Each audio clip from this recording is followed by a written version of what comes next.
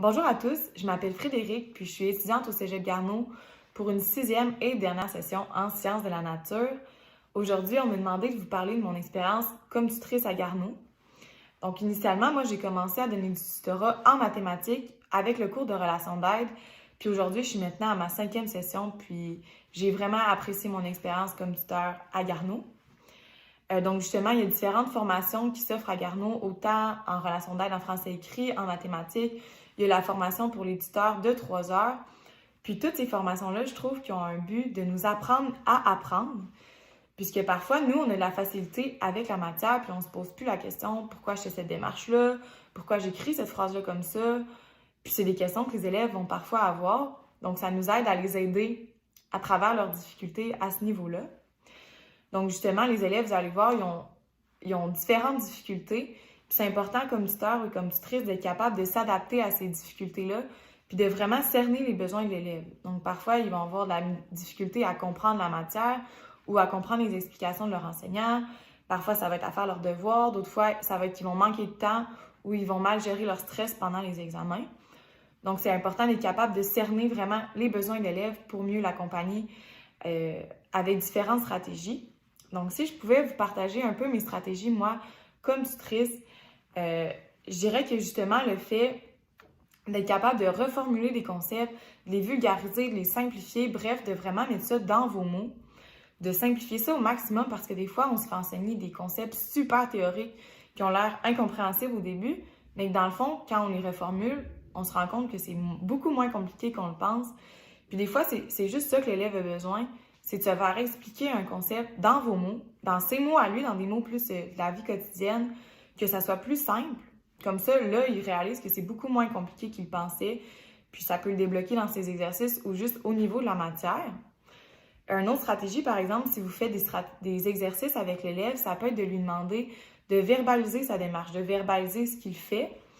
Comme ça vous permet de voir les lacunes dans son raisonnement, puis par après, lui expliquer les concepts avec lesquels il y a plus de difficultés.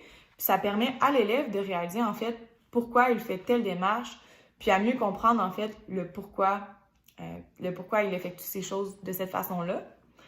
Puis, ma meilleure stratégie, je pense, que je pourrais vous donner, c'est vraiment de rester vous-même. Parce que vous êtes un étudiant comme l'étudiant que vous allez aider. Donc, les deux, vous comprenez la réalité d'étudiant, les difficultés d'étudiant. Puis, c'est important d'établir un certain climat, je dirais, plus amical, qu'il n'y a pas la possibilité d'établir avec son enseignant.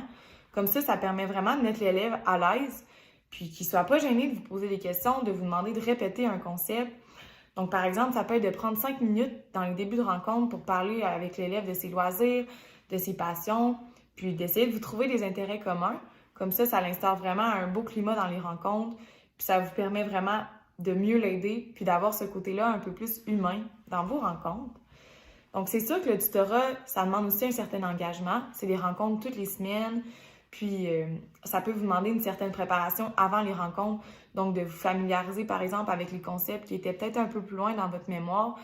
Mais ça reste que je vous le dis, si j'avais à refaire tout mon parcours collégial, je le referais avec du tutorat à 100%, puisque c'est vraiment une belle expérience qui m'a apporté autant sur le plan académique que sur le plan personnel. Au niveau académique, par exemple, souvent, il y a des cours qui sont en continuité les uns avec les autres. Donc, si vous donnez du tutorat, par exemple, dans le cours 1 de mathématiques en différentiel, puis vous suivez votre calcul intégral, bien, les notions que vous réexpliquez à votre élève de tutorat vont vous servir dans votre cours à vous. Donc, ça peut vraiment vous aider à ce niveau-là, dans vos cours. Puis ça va aussi aider grandement l'élève dans ses difficultés.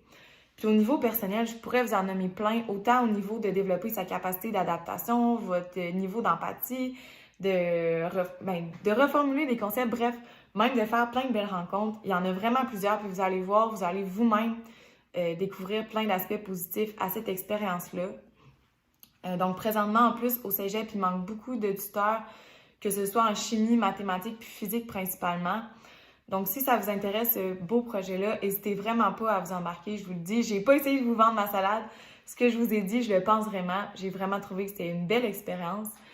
Donc, sur ce, si ça vous intéresse, n'hésitez pas à contacter les responsables du tutorat. Puis, je vais vous souhaiter une bonne fin de journée.